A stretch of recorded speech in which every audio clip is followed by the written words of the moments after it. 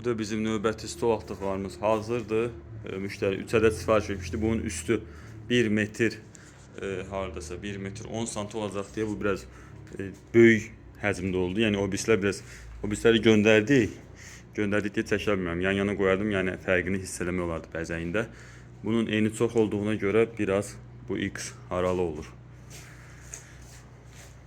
3 ədəddir. Üçü də bir stolun altında olacaq. Stolun uzunluğu 1 metr, yox 4 metr olacaq. Uzunluğu 4 metr, eni 1 metr 10 sm. Müştərimizə xeyirli olsun. Profillər 40-ın 80-ədir. Bu bunun iç tərəfidir. Bunlar çalışır. İç tərəfə salaq. Bax bu. Bu profilin öz zalağıdır. Bizim zalaqlarımız isə burada.